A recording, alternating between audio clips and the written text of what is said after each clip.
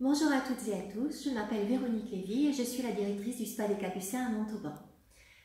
En attendant notre réouverture, enfin le 11 mai, en tout cas on l'espère, je vais continuer à répondre à vos questions et je vais vous parler aujourd'hui des nettoyants et des démaquillants. Lesquels choisir entre les savons, les gels, les huiles, les laits, les toniques, les eaux micellaires, les lingettes démaquillantes. Sont-ils importants? Est-ce qu'un produit de supermarché peut suffire? Le budget de beauté n'étant pas vraiment extensible.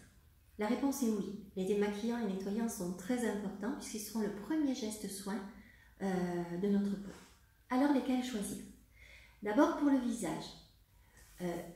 Un démaquillant enlèvera les résidus de maquillage et nettoiera les salissures de la peau. Donc il est inutile d'utiliser deux produits, un nettoyant et un démaquillant. Pour les yeux par contre, il faudra utiliser un démaquillant pour les yeux et pour les lèvres, le même, qui sera adapté vraiment au contour des yeux, qui est une zone beaucoup plus fragile, et à la muqueuse labiale. Ou alors, il faudra s'assurer que le nettoyant ou le démaquillant que vous utilisez sera adapté à ces zones-là. Qu'avons-nous à disposition? Donc, savon, gel, eau micellaire, lingette démaquillante, lait ou huile, tonique. Commençons par savoir ce qu'il faut éviter, quel que soit le type de peau.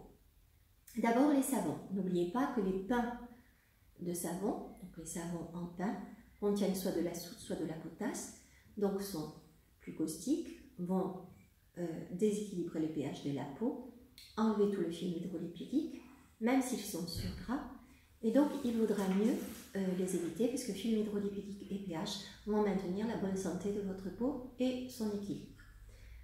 À éviter aussi, en tout cas moi je le crois, l'eau micellaire. Elle est très prisée parce qu'il s'agit d'un geste unique. Donc elle permet d'enlever le maquillage, puisqu'au départ elles sont nées pour ça, salissure grasse, aqueuse, mais aussi tout le film hydrolipidique de la même façon que le savon. Mais elle contient des détergents qui sont issus de la pétrochimie.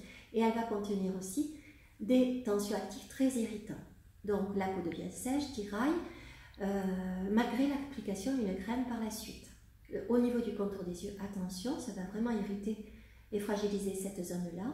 Donc, vous l'avez compris, je ne conseille pas du tout les eaux micellaires. Les lingettes démaquillantes, elles sont très pratiques aussi, faciles d'emploi, parce que vous pouvez les amener n'importe où, mais elles contiennent beaucoup de conservateurs et d'éléments qui vont être nocifs pour notre peau. Donc aussi à éviter.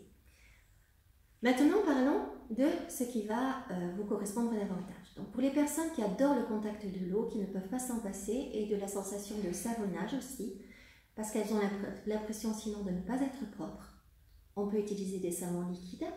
Il faudra choisir un savon adapté à la peau, pas le savon que vous utilisez sur le corps, et compléter le nettoyage par un tonique pour équilibrer le pH de la peau.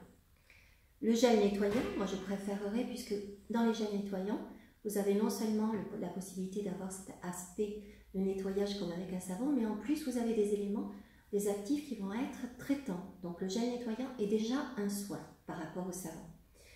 Donc vous aurez quand même cette sensation de fraîcheur et vous l'enlèverez à l'eau et vous passerez ensuite un tonique. Chez nous ce sera Purifying Clean and Clear, chez Lucia Rapetti, et ou chez Carita la gelée des lagos, qui seront parfaits pour tout type de peau, grasse, sèche et à toxines, à compléter par un tonique, Aqua Clear, Life Clear ou l'eau des lagons, qui seront hydratantes, tonifiantes et reminéralisantes.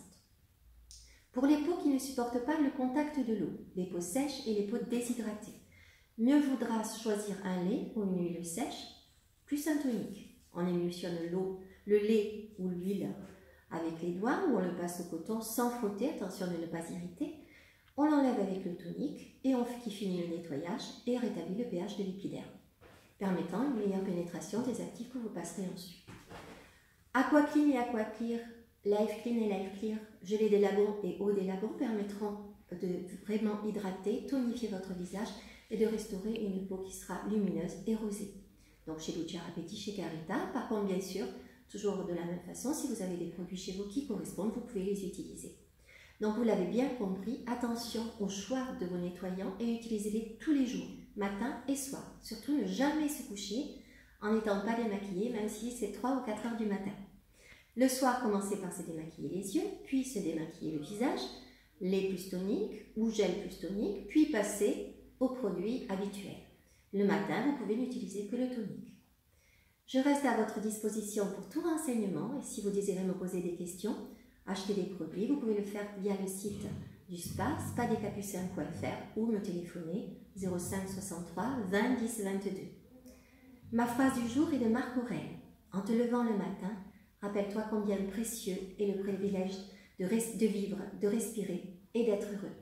Prenez bien soin de vous et je vous dis à très vite.